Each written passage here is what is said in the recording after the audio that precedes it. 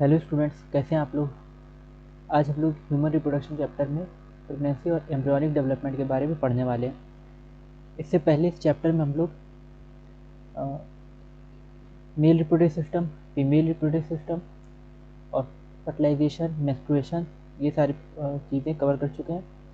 और इससे पहले की जितनी वीडियोज़ हैं वो हमारी क्लास 12 की बायोलॉजी की प्लेलिस्ट पर अवेलेबल है, वहाँ पे आप जाके इसको चेक कर सकते हैं, इससे पहले के जितने भी लेक्चर्स हैं। और आज के इस लेक्चर में हम लोग पढ़ेंगे कि जब फर्टिलाइजेशन हो जाता है, एम्ब्रियोनिक डेवलपमेंट जब चल रहा होता है, तो उस टाइम पे कौन कौन से स्टेज जो है चेंजमेंट हो रहे होते हैं यूट्रस में, या किस तरह के हार्मोन सिक्रीशन वगैरह होता है। ये सब चीज़ इसमें हम लोग पढ़ने वाले हैं आज के लेक्चर में। और सबसे पहले अगर आपने चैनल को सब्सक्राइब नहीं किया तो चैनल को सब्सक्राइब जरूर कर लीजिए, और वीडियो अच्छी लगे तो वीडियो को लाइक ज़रूर कीजिएगा। आपका हर एक लाइक हमारी एटीपी की तरह वर्क करता है कि इस तरह की वीडियो हम आपके लिए और बना के ला सकें और आपकी नीट की तैयारी अच्छे से हो सके। और हमारा टेलीग्राम चैनल बना हुआ है, व्हाट्सएप ग्रुप भी है, इंस्टाग्राम भी है, इंस्टाग्राम अकाउंट भी है, तो वहाँ पे भी आप फॉलो कर सकते हैं। और टेलीग्राम चैनल ज़रूर ज्वाइन कर लीजिएगा, वहाँ पे आपको हर चैप्टर के मॉड्यूल अवेलेबल होते रहेंगे टाइम टू टाइम, तो आपको आपकी स्टडी करने में आसानी होगी। और तो आज हम लोग स्टार्ट करते हैं प्रेगनेंसी एंड एम्ब्रियोनिक डेवलपमेंट, और आखिर तक इस वीडियो बने रहिएगा ताकि जो भी ये चीज़ें आपको बता रहे हैं तो अच्छे से एक एक चीज़ें समझ में आए, और बीच बीच में कुछ आपको ट्रिक्स भी बताते रहते हैं चीज़ें याद करने की, तो उससे भी आपकी स्टडी में काफ़ी हेल्प होगी। तो इस वीडियो को आखिर तक देखिएगा। अब after implantation finger like projections appear on the trophoblast called chorionic villi which are surrounded by the uterine tissue and maternal blood. यहाँ पे दिया हुआ कि इम्प्लांटेशन जब हो जाता है, यानी जब ये एम्ब्रियो जो है, एम्ब्रियो यानी ब्लास्टोसिस्ट स्टेज जो होती है, तो वो जब कनेक्ट हो जाती है यूट्रस की वॉल से, यहाँ पे ऊपर की साइड कनेक्ट है, तो यहाँ पे क्या होता है, कुछ इसके एंडोमेट्रियम में कुछ एक्सटेंशन बनते हैं इसकी ट्रोफोब्लास्ट लेयर पे, जो एम्ब्रियो को ट्रोफोब्लास्ट लेयर होती है बाहर की सबसे लेयर, तो उससे कुछ यहाँ पे इमेजिनेशन बनते हैं। ये आपको दिख रहा है ब्रांच के जैसे जो स्ट्रक्चर दिख रहा है, ठीक है, जैसे पेड़ में ब्रांचेज होती हैं, डालियाँ, उस तरह से यहाँ पे स्ट्रक्चर बना हुआ है, फिंगर के जैसे या ब्रांच के जैसा। तो इसी को हम लोग बोलते हैं कोरियोनिक विलाई, ठीक है। फिंगर लाइक प्रोजेक्शन को फिंगर लाइक प्रोजेक्शन भी कहते हैं। Appear on the trophoblast, embryo को ट्रोफोब्लास्ट, एम्ब्रियो के सबसे बाहर की लेयर पे ये फिंगर के जैसे, यहाँ या नीचे के साइड भी दिख रहा है, तो ये पूरे चारों तरफ फिंगर के जैसे प्रोजेक्शन आ जाते हैं, इसी को हम लोग बोलते हैं कोरियोनिक विलाई। और ये जो है यूट्राइन टिश्यू और मैटरनल ब्लड से सराउंडेड रहते हैं, यानी इसके चारों क्या रहता है, मैटरनल ब्लड रहता है यहाँ पे भरा हुआ पूरा, ठीक है, यूट्रस में, और यूट्राइन टिश्यू वगैरह है जो इसके घेरे हुए। The Curricula and uterine tissue become interdigitated with each other and jointly form a structural functional unit between developing embryo, fetus and maternal body called placenta।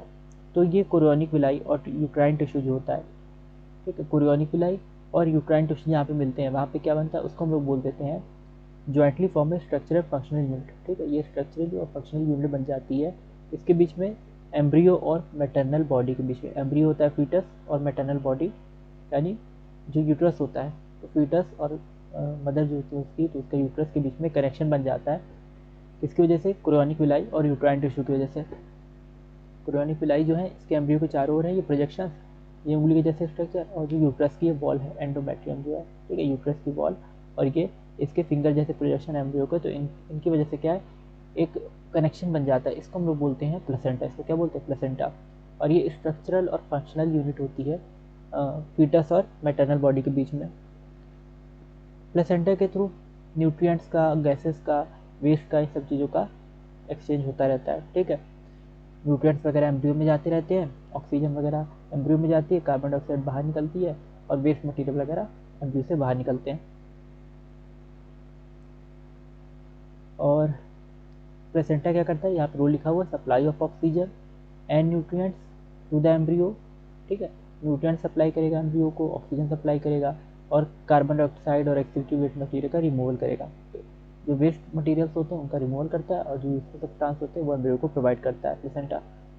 Placenta के दो वक्त समझ में आ गया, प्लेसेंटा क्या होता है, प्लेसेंटा यूट्रस की वॉल और एम्ब्रियो के जो कोरियोनिक विलाई होती है इनके बीच में कनेक्शन है, और प्लेसेंटा जो होता है वो एम्ब्रियो को न्यूट्रिएंट प्रोवाइड करता है, ऑक्सीजन प्रोवाइड करता है, और एम्ब्रियो में जो कार्बन डाइऑक्साइड बन रही है, क्योंकि एम्ब्रियो रेस्पिरेशन तो करेगा ही, तो उसके अंदर जो सांस जो कार्बन डाइऑक्साइड बन रही है और जो वेस्ट मटेरियल बन रहा है, क्योंकि एक्सक्रीशन भी वो करता है एम्ब्रियो, तो उसके अंदर जो एक्सक्रीशन वेस्ट मटेरियल बनते हैं उन सबको क्या करता है, ये रिमूव करता है, प्लेसेंटा बाहर निकालता है। अब प्लेसेंटा जो होता है वो एम्ब्रियो से कनेक्ट होता है अम्बिलिकल कॉर्ड के थ्रू ना। ये देखा होगा आपने, अम्बिलिकल कॉर्ड जो होती है, जब बच्चे की बर्थ होती है, चाइल्ड की बर्थ होती है, तो उसकी नाड़ी जैसी एक स्ट्रक्चर दिखता है उसके में, लंबा सा धागे के जैसा, रस्सी के जैसा, उसकी नाड़ी से जुड़ा होता है, नाभि से। तो इसको बोलते हैं अम्बिलिकल कॉर्ड ना। अम्बिलिकल कॉर्ड जो होती है, प्लेसेंटा एम्ब्रियो से जब कनेक्ट होता है ना, तो प्लेसेंटा जो है ये एम्ब्रियो से अम्बिलिकल कॉर्ड एक रस्सी रोप के जैसे स्ट्रक्चर से कनेक्ट होता है, ठीक है। तो इसको हम लोग बोलते हैं अम्बिलिकल कॉर्ड। अम्बिलिकल कॉर्ड जो होती है ये एक तरह से पाइपलाइन की तरह काम करती है ना। तो ये सब्सटेंसेस वगैरह का ट्रांसपोर्ट करती है एम्ब्रियो में। जो भी सब्सटेंसेस होंगे, जो भी प्लेसेंटा को न्यूट्रिएंट भेजने होंगे एम्ब्रियो के पास, वो अम्बिलिकल कॉर्ड के थ्रू जाएंगे। ये बीच वाली अम्बिलिकल कॉर्ड ये पाइप की तरह वर्क कर रही है, ठीक है।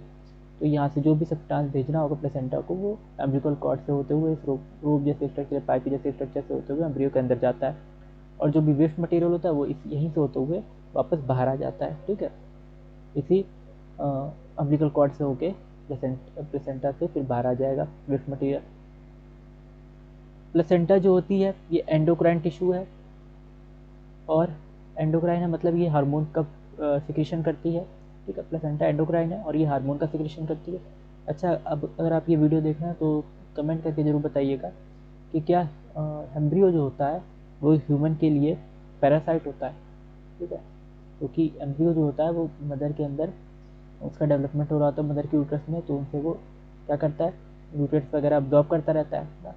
और पैरासाइट का भी तो यही काम होता है, पैरासाइट हमारी बॉडी पे होते हैं तो वो भी हमसे न्यूट्रिएंट वगैरह ऑब्जर्व करती है। जिस भी एनिमल या प्लांट पे होते हैं तो पैरासाइट क्या करते हैं, उससे न्यूट्रिएंट वगैरह ऑब्जर्व करते हैं। तो क्या एम्ब्रियो पैरासाइट है या नहीं है, ये आप कमेंट करके बताइएगा। Placenta also acts as endocrine tissue and produces several hormones ना। कुछ हार्मोन्स भी बनाता है प्लेसेंटा। HCG जैसे बना रहे ह्यूमन कोरियोनिक गोनेडोट्रोपिन हार्मोन, ठीक है। ह्यूमन कोरियोनिक गोनेडोट्रोपिन हार्मोन बना रहा है HCG। ह्यूमन प्लेसेंटल लैक्टोजन बना रहा है HPL, ठीक है। Human placental lactogen. ईस्ट्रोजन बना रहा है। यहाँ मेन हार्मोन जो HCG है, ईस्ट्रोजन प्रोजेस्टेरोन, ये कुछ मेन हार्मोन है, ठीक है। HCG होता है ह्यूमन कोरियोनिक गोनेडोट्रोपिन। ये जाता है कॉर्पस ल्यूटेम के पास, और कॉर्पस ल्यूटेम को जो परसिस्टेंट करके रखता है, उसको डिजनरेट नहीं होने देता है। और साथ ही कॉर्पस ल्यूटेम से प्रोजेस्टेरोन का सिक्रीशन कराता है, जिसकी वजह से यूट्रस की वॉल थिक बनी रहती है। ऐसे यूट्रस की वॉल थिक बनी रहती है, जो रेडनेस यहाँ पे दिख रही है और यूट्रस की वॉल दिख रही है। तो ये पूरी प्रिपरेशन बनी रहेगी और एम्ब्रियो के अंदर रिटेन रहेगा। तो कौन कौन से हार्मोन बना रहा है प्लेसेंटा, एंडोक्राइन टिश्यू कौन कौन से हार्मोन बना रहा है, HCG human chorionic gonadotropin hormone, human placental lactogen, HPL, oestrogen और प्रोजेस्टेरोन। इसके अलावा ओवरी जो होती है वो रिलैक्सिन सिक्रेट करती है, ठीक है। ओवरी क्या करती है, रिलैक्सिन हार्मोन सिक्रेट करती है, और रिलैक्सिन हार्मोन, ठीक है, जिससे कि क्या होता है, ये यूट्रस वगैरह जो होता है, यूट्रस वगैरह जो होता है तो उसमें यूट्रस थोड़ा स्ट्रेच रहता है ना, और उसमें पेन वगैरह भी कम होता है। तो ये रिलैक्सिन हार्मोन वगैरह सिक्रेशन इसका हो रहा है। और कुछ हार्मोन जैसे oestrogen, progesterone, cortisol, prolactin, thyroxine, ये सब भी देखने को मिलते हैं प्रेगनेंसी के टाइम पे। तो सारे प्रेगनेंसी के टाइम का हार्मोन है।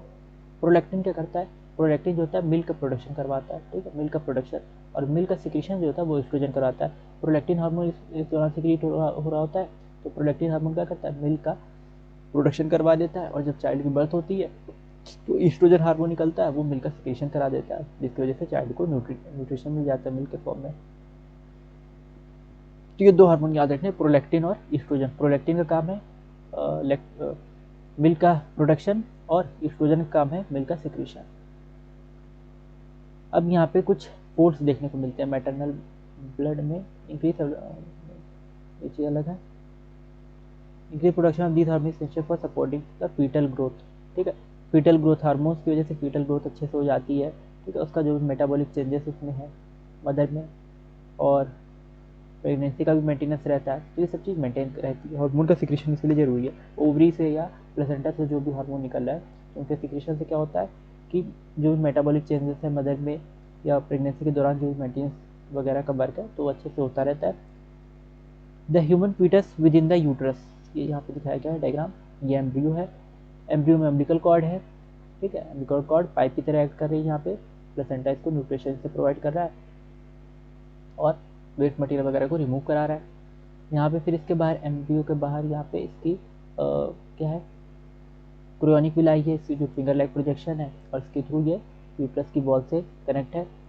और एम्ब्रियो के बाहर यहाँ पे यूट्रस की कैविटी है और उसमें क्या भरा हुआ है, प्लग ऑफ म्यूकस, ये प्लग टाइप का एक स्ट्रक्चर यहाँ पे भरा हुआ है, ठीक है। ये यहाँ पे एंड है mucus, plug of mucus in cervix, ठीक है। म्यूकस का एक प्लग भी रहता था कि मतलब ये एम्ब्रियो वगैरह बाहर ना ये स्लिप आउट कर जाए, तो इसलिए यहाँ पे ये पूरा यूट्रस फिल्ड रहती है, ठीक है। लिक्विड जैसे सब्सटेंस से यूट्रस क्या होती है, फिल्ड होती है। और यहाँ पे प्लग भी एक होता है, तो प्लग ऑफ म्यूकस या सर्विक्स है। अब ये जो एम्ब्रियो होता है ना, इम्प्लांटेशन के बाद एम्ब्रियो का जो इनर सेल मास होता है, एम्ब्रियो में इनर सेल मास, ठीक है। ब्लास्टोसिस्ट स्टेज से उसमें एम्ब्रियो था, इनर सेल मास उसमें था, तो वो क्या बना लेता है, एक्टोडर्म इनर और एंडोडर्म, ठीक है। बाहर की लेयर जो होती है एक्टोडर्म बना लेती है, अंदर की लेयर इनर लेयर एंडोडर्म बना लेती है और बीच की लेयर मीजोडर्म बना लेती है। तो इस तरह से 3 लेयर बन जाती है, एक्टोडर्म, एंडोडर्म और मीजोडर्म। एक्टोडर्म मीजोडर्म जो होती है एक्टोडर्म और एंडोडर्म के बीच में बनती है, तो ये भी याद रखनी है। मीजोडर्म कहाँ बनती है, एक्टोडर्म और एंडोडर्म के बीच में बनती है। तो 3 लेयर्स हैं, ठीक है। 3 layers give rise to all tissue organs in adult. जब ये बड़ा होगा बच्चा एम्ब्रियो से, फिर उसकी जब डेवलपमेंट होगा उसके अंदर हार्ट बनेगा, लंग्स बनेंगे, बाल आएंगे, सब चीज़ें होंगी, लिम्स बनेंगे, तो ये डिफरेंट ऑर्गन बना लेंगे, ठीक है। ये डिफरेंट टिश्यूज डिफरेंट ऑर्गन बना लेंगे, जो एक्टोडर्म, मीजोडर्म, एंडोडर्म है ना। एक्टोडर्म से स्किन बन जाती है, ब्रेन बन जाता है, एंडोडर्म से लंग्स बन जाते हैं, लीवर बन जाता है और मीजोडर्म से किडनी बन जाती है। इस तरह से डिफरेंट ऑर्गन ये सब अलग अलग लेयर से बन जाते हैं। हार्ट बन जाता है मीजोडर्म से। इसमें तो ये मेनली तीन जम्प लेयर एम्ब्रियो में होती हैं, जो कि बाद में डिवाइड होती हैं और फिर टिश्यूज या ऑर्गन बनाती है। कौन कौन सी 3 लेयर है, एक्टोडर्म, मीजोडर्म और एंडोडर्म। और इसके बाद इसमें कुछ सेल्स होती हैं,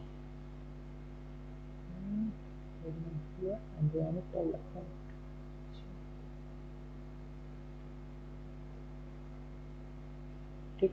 इसके बाद इसमें क्या है कि इसमें जो सेल्स होती हैं शुरू में, इनर सेल मास जो होता है असल में, ठीक है, एम्ब्रियो में ब्लास्टोसिस्ट में, यहाँ पे आपको दिखा दें, अगर आप भूल गए हो तो ये सब चीज़ बता चुके हैं, इनर सेल मास वगैरह।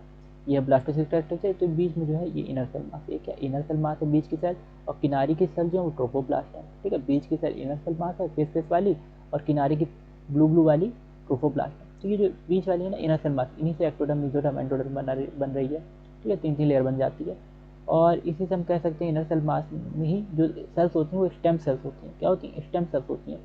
तो अगर इनमें से जैसे यहाँ पे 6 सेल्स बनी हुई थी, ठीक है, जैसे हम यहाँ बना देते हैं, ये है इस तरह से, तो अंदर इनर सेल मास ऐसे हैं 3 3 6 इस तरह से हैं, ठीक है।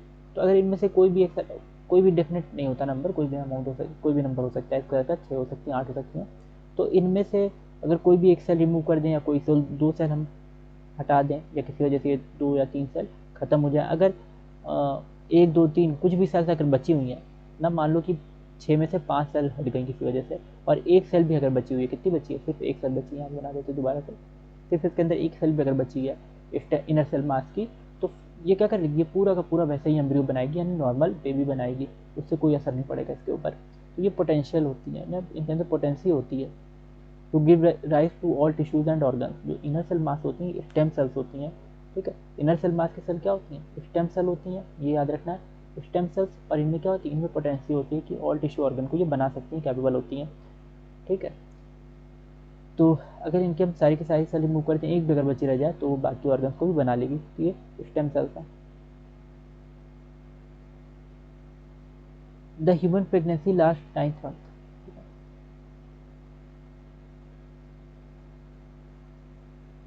अब ह्यूमन प्रेगनेंसी जो होती है ये लास्ट करती है 9 मंथ तक, ठीक है। 9 मंथ की प्रेगनेंसी फेज होता है ह्यूमन में, ठीक है। अदर एनिमल्स भी हैं, डॉग्स, एलिफेंट, कैट्स, सब में अलग अलग प्रेगनेंसी के मंथ होते हैं। यहाँ पे कुछ स्टेजेस दी हुई हैं ह्यूमन बीइंग में कि किस टाइम पे क्या होता है। जैसे ह्यूमन बीइंग में 1 मंथ ऑफ प्रेगनेंसी जो होता है, पहला महीना प्रेगनेंसी, उसमें क्या होता है, हार्ट बनता है। क्या बनता है, हार्ट ना। यहाँ पे हमें first sign of growing foetus भी सुनाई दे जाता है, क्योंकि हम हार्ट साउंड को सुन सकते हैं ना, तो टेस्टोस्कोप वगैरह से डॉक्टर लोग हार्ट साउंड को सुनते हैं। तो पहले महीने में, फर्स्ट मंथ में हार्ट बनता है, फिर सेकेंड मंथ के एंड में क्या बनता है, प्रेगनेंसी के सेकेंड मंथ जो होता है उसके एंड में बनता है फीटस का लिम्ब, तो फीटस का लिम्ब और डिजिट्स बन जाता है। ठीक है, सेकेंड मंथ, दूसरे महीने में लिम्स और डिजिट बन जाते हैं। पहले महीने में हार्ट बन गया, दूसरे महीने में लिम्स और डिजिट यानी मूवमेंट भी हो गई।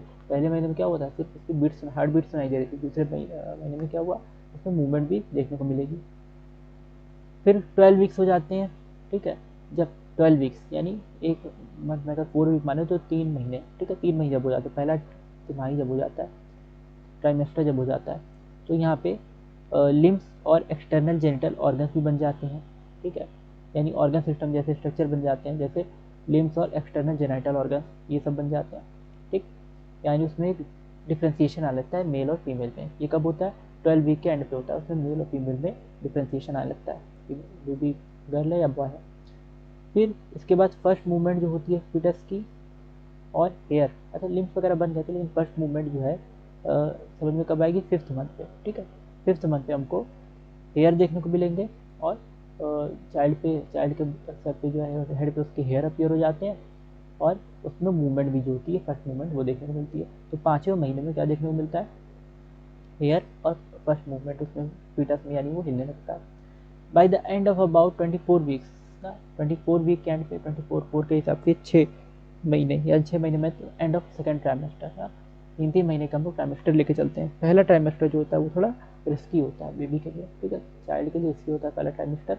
उसके बाद के जितने भी होते हैं तो उसमें उसकी नॉर्मल डेवलपमेंट होती रहती है। पहले 3 महीनों में मिसकैरेज के ज़्यादा चांसेस होते हैं। इसके बाद क्या है, 24 week end of second trimester the body is covered with fine hair, इसके ऊपर फाइन हेयर आ जाते हैं बॉडी पे, मतलब भौएँ वगैरह जैसे स्ट्रक्चर आ जाते हैं, आईलिड्स आ जाती हैं, आईलिड्स सेपरेट, और आई लैशेस, पलकें वगैरह, भाव पलकें, ये सब चीज़ देखने को मिलती हैं। By the end of the 9 month of pregnancy, 9वें महीने के एंड में क्या होता है, प्रेगनेंसी में फीटस जो है वो फुली डेवलप हो जाता है ना, और उसकी फिर डिलीवरी हो जाती है। तो ये इतना चीज़ें हैं कि पहले प्रेगनेंसी के फर्स्ट मंथ में क्या हुआ था, हार्ट का डेवलपमेंट। टोटल 9 मंथ की प्रेगनेंसी पीरियड है ना, इसको हम लोग गेस्टेशन पीरियड भी बोलते हैं। ठीक है, तो ये 9 मंथ का गेस्टेशन पीरियड है। इसमें 1 मंथ की प्रेगनेंसी जो है, 1 मंथ में क्या है, हार्ट बन रहा है, और उसके बाद इसमें तो जब हार्ट बनेगा तो हार्ट साउंड भी सुनाई देगा। ठीक है, सेकेंड मंथ में क्या होता है, लिम्स और डिजिट बनते हैं, और लिम्स और डिजिट बने, फिर इसके बाद फर्स्ट ट्राइमेस्टर में यानी तीसरे महीने के एंड में क्या हुआ, लिम्स और एक्सटर्नल जेनिटल ऑर्गन वगैरह पूरी तरह से डेवलप, लिम्स तो डेवलप हो गया, एक्सटर्नल जेनिटल ऑर्गन वगैरह भी डेवलप होने लग गए 5वें महीने में। ठीक है, 3 महीने के बाद अब 5वें महीने में क्या हुआ, उसमें मूवमेंट देखने को मिली, फीटस में, एम्ब्रियो में मूवमेंट होती है 5वें महीने में। और 6 महीने में यानी 24 वीक्स या 6 महीने कह सकते हैं, सेकेंड ट्राइमेस्टर भी बोल सकते हैं, उसमें क्या होता है, उसमें हेयर आ जाएंगे, फाइन हेयर उसकी बॉडी पे आ जाएंगे बेबी के, आईलिड्स वगैरह, आईलैशेस सेपरेट हो जाएंगी, और 9 मंथ के एंड पे फीटस जो फुली डेवलप हो जाएगा। ठीक, ये इसका स्ट्रक्चर होता है, इसका डेवलपमेंट है। इसके बाद इसमें पार्चुरेशन और लैक्टेशन, ये 2 टर्म और आते हैं। पार्चुरेशन क्या होता है, पार्चुरेशन होता है डिलीवरी ऑफ द फीटस ना, इसको हम लोग बोलते हैं पार्चुरेशन या चाइल्ड बर्थ जिसको बोलते हैं। ठीक है, तो जो फीटस की डिलीवरी होती है उसको हम लोग क्या बोलते हैं, पार्चुरेशन बोलते हैं, साइंटिफिक टर्म इसका पार्चुरेशन। 9 मंथ का जो पीरियड होता है उसको गेस्टेशन पीरियड बोलते हैं ना। तो ये ह्यूमन प्रेगनेंसी की जो एवरेज ड्यूरेशन है, ये एवरेज, कभी किसी में कम भी हो सकती है, किसी में ज़्यादा भी हो सकती है, तो ये अबाउट 9 मंथ की होती है एवरेज गेस्टेशन पीरियड जो है। और विग्रस कॉन्ट्रेक्शन इसमें यूट्रस का देखने को मिलता है, और इसके बाद एक्सप्लोजन या डिलीवरी हो जाती है फीटस की, यानी यूट्रस में कॉन्ट्रैक्शन, क्योंकि इस टाइम पे ऑक्सीटोसिन हार्मोन, बर्थ हार्मोन बताया तो कौन सा हार्मोन था, बर्थ हार्मोन ऑक्सीटोसिन हार्मोन था। ठीक है, प्रेगनेंसी को रिटेन कौन करता है, प्रोजेस्टेरॉन। ठीक है, प्रोजेस्टेरॉन की वजह से प्रेगनेंसी रिटेन रहती है, वरना तो मिसकैरेज हो जाए। और ऑक्सीटोसिन जो होता है ये बर्थ हार्मोन होता है, ठीक है, चाइल्ड बर्थ ही कराता है। इसके अलावा मिल्क का इंजेक्शन भी कराता है ऑक्सीटोसिन। पार्चुरेशन जो होता है ये न्यूरो एंडोक्राइन मैकेनिज्म है, द सिग्नल ऑफ, ये भी याद रखना कि पार्चुरेशन का न्यूरो एंडोक्राइन, इसमें नर्व्स भी इन्वॉल्व होती है, नर्व्स के स्टिमुलस और हार्मोन भी इन्वॉल्व होते हैं, ठीक है। जब फुली डेवलप हो जाता है चाइल्ड तो यूट्रस की वॉल जो होती हैं उस पर जब इम्पैक्ट पड़ता है उसकी मूवमेंट से, तो यूट्रस की वॉल जो होती हैं वो ब्रेन में सिग्नल भेजती हैं। तो ब्रेन को जब सिग्नल भेजेंगी, ठीक है, तो उससे ब्रेन जो है क्या करेगा, ब्रेन फिर से सिग्नल भेजेगा पिट्यूटरी को और फिर गोनैड्स को कि वहाँ पे ऑक्सीटोसिन का रिलीज हो, ठीक है। तो ऑक्सीटोसिन का रिलीज होता है, पिट्यूटरी को सिग्नल भेजेगा, पिट्यूटरी जो है ऑक्सीटोसिन का रिलीज करवाएगा, ऑक्सीटोसिन जो है यूट्रस पे एक्ट करता है और यूट्रस को कॉन्ट्रैक्ट कर देता है, ठीक है। तो जब यूट्रस कॉन्ट्रैक्शन होगा तो बेबी एक्सपेल्ड आउट हो जाएगा। तो ये पूरा एक न्यूरो एंडोक्राइन मैकेनिज्म होता है, इसको बोलते हैं न्यूरो एंडोक्राइन मैकेनिज्म। क्या हुआ कि जब बेबी में मूवमेंट हुई तो उस वजह से क्या हुआ, यूट्रस में इम्पैक्ट पड़ा, उस इम्पैक्ट का असर, उस धक्के का असर जो यूट्रस ने उसको एक सिग्नल में कन्वर्ट करके ब्रेन को भेजा। ब्रेन के पास जब वो सिग्नल गया तो ब्रेन ने क्या किया, ब्रेन ने पिट्यूटरी को सिग्नल भेजा ऑक्सीटोसिन रिलीज करने के लिए। जब ऑक्सीटोसिन रिलीज हुआ तो वो ऑक्सीटोसिन यूट्रस पे जाके एक्ट करता है और यूट्रस को कॉन्ट्रैक्ट करता है, जिसकी वजह से डिलीवरी हो जाती है, पार्चुरेशन हो जाता है। तो ये पूरा न्यूरो एंडोक्राइन मैकेनिज्म होता है ना। कब आता है ये इसका सिग्नल, फुली डेवलप्ड फीटस पे आता है, और जब प्लेसेंटा जो होता है इंड्यूस माइल्ड यूट्राइन कॉन्ट्रैक्शन, ठीक है, प्लेसेंटा का भी इसमें रोल होता है यूट्राइन कॉन्ट्रैक्शन इंड्यूस करने में। इसके बाद है, इसको बोलते हैं फीटल इजेक्शन रिफ्लेक्स। क्या बोलते हैं, फीटल इजेक्शन रिफ्लेक्स। ये फुली डेवलप्ड फीटस है और जो प्लेसेंटा है ये साथ में मिलके यूट्राइन कॉन्ट्रैक्शन जो है इसको इंड्यूस कर रहे हैं, इसको बोलते हैं foetal injection reflex, foetal injection reflex. और इसकी वजह से क्या होता है, ऑक्सीटोसिन का ट्रिगर होता है, ऑक्सीटोसिन हार्मोन निकलता है, ठीक है, मैटरनल पिट्यूटरी से। और ऑक्सीटोसिन जो होता है यूट्राइन मसल पे एक्ट करता है, यूट्राइन मसल पे एक्ट किया ऑक्सीटोसिन, इसकी वजह से यूट्राइन कॉन्ट्रैक्शन होंगे, स्ट्रॉन्गर यूट्राइन कॉन्ट्रैक्शन होंगे, और ऑक्सीटोसिन का सेक्रेशन लगातार बना रहता है। तो बार बार स्टिमुलेशन से क्या होता है, continuous resulting in the stronger contraction, expulsion of the baby. Last में क्या हो जाएगा, एक्सपल्जन, यानी जिसको हम डिलीवरी कहते हैं वो चीज़ हो जाती है, out of the through the birth canal ना, ये चीज़ होती है जिसको क्या बोलते हैं, इस पूरे प्रोसेस को डिलीवरी के पार्चुरेशन। और ये क्यों हो रहा है, ऑक्सीटोसिन हार्मोन की वजह से, फीटल इंजेक्शन रिफ्लेक्स की वजह से, ठीक है, ये चीज़ याद रखनी है। नेक्स्ट इसके बाद क्या है, लैक्टेशन। लैक्टेशन क्या होता है कि जब चाइल्ड की बर्थ हो गई तो उसको न्यूट्रिशन चाहिए होता है, तो न्यूट्रिशन कौन प्रोवाइड करता है, तो चाइल्ड को न्यूट्रिशन कैसे मिलता है, चाइल्ड को न्यूट्रिशन मिलता है मदर के जब मेमोरी ग्लैंड से मिल्क सिक्रीट होता है। मिल्क का प्रोडक्शन होता है प्रोलैक्टिन हार्मोन की वजह से, और मिल्क का सिक्रीशन होता है ऑक्सीटोसिन हार्मोन की वजह से, ये याद रखना है। तो जब मिल्क का सिक्रीशन होगा तो उससे फिर चाइल्ड जो है वो अपना या बेबी जो है वो अपना क्या करेगा, न्यूट्रिशन ऑब्टेन करेगा। तो फीमेल की जो मेमोरी ग्लैंड होती हैं उनमें डिफ्रेंशिएशन वगैरह होगा उनकी सेल्स में प्रेगनेंसी के दौरान, और उसमें मिल्क का प्रोडक्शन होगा प्रेगनेंसी के एंड पे, और इस प्रोसेस को हम लोग बोलते हैं लैक्टेशन, ठीक है। हालांकि लैक्टेशन जो है मिल्क का प्रोडक्शन और फिर उसको क्या कर रहा है चाइल्ड जब ऑब्टेन कर रहा है तो उस प्रोसेस को हम लोग बोलेंगे lactation. This help the mother in the feeding the new born, ठीक है, इससे फीडिंग में हेल्प होती है, न्यू बॉर्न के फीडिंग में हेल्प होती है। और मिल्क जो होता है इसमें जो इनिशियल फ्यू डेज़ का मिल्क होता है, लैक्टेशन के इनिशियल फ्यू डेज़ का मिल्क होता है, ठीक है, उसको हम लोग बोलते हैं कोलोस्ट्रम ना, कोलोस्ट्रम बोलते हैं। तो ये याद रखना है कि शुरुआती जो मिल्क होता है मदर मिल्क, और ये क्या होता है बेबी के लिए बहुत हेल्दी होता है, तो इसको हम लोग बोलते हैं कोलोस्ट्रम। और इसमें एंटीबॉडीज़ वगैरह होती हैं क्योंकि न्यू बॉर्न बेबी है, उसके अंदर उसके अंदर क्या होता है, उसके अंदर इम्यूनिटी डेवलप नहीं होती इतनी जल्दी। तो न्यू बॉर्न बेबी में उसके अंदर शुरू से इतनी इम्यूनिटी नहीं रहती है, और बाहर के इन्वायरमेंट में बहुत सारे वायरस हैं, बैक्टीरिया हैं, तो उसको इन्फेक्शन का ज़्यादा खतरा रहता है। तो इसलिए मदर के मिल्क से उसको एंटीबॉडीज़ वगैरह मिलती हैं और उसको इम्यूनिटी मिल जाती है। तो न्यू बॉर्न बेबी को इम्यूनिटी कहाँ से मिलती है, मदर के मिल्क से। और ये मदर का मिल्क क्या, इसको क्या बोलते हैं, शुरुआती कुछ महीनों में इसको, ठीक है, 2 या 3 महीने में इसको कोलोस्ट्रम बोला जाता है ना। और 6 मंथ तक बेबी को लैक्टेशन पे रखा जाता है, मतलब उसको क्या किया जाता है, मिल्क वगैरह फीडिंग कराई जाती है। अच्छा, यहाँ पे एंटीबॉडी कौन सी मिल रही है, मिल्क में कौन सी एंटीबॉडी होती है, तो याद रखना है कि मिल्क में जो है विटामिन एंटीबॉडी कौन सी होती है, इम्यूनोग्लोबुलिन ए, IgA एंटीबॉडी होती है, ठीक है। मिल्क में कौन सी एंटीबॉडी होती है, IgA, इम्यूनोग्लोबुलिन ए एंटीबॉडी होती है।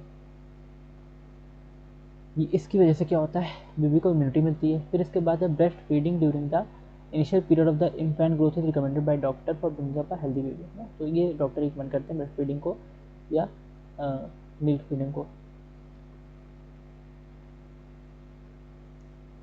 इस तरह से ये चैप्टर जो है इसका एंड हो गया, ठीक है, ये चैप्टर ख़त्म होता है।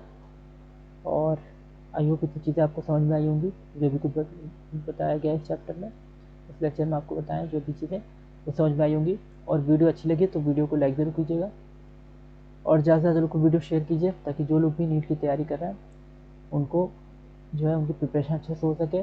और आपने अगर अभी तक चैनल को सब्सक्राइब नहीं किया तो चैनल को सब्सक्राइब ज़रूर कर लीजिए।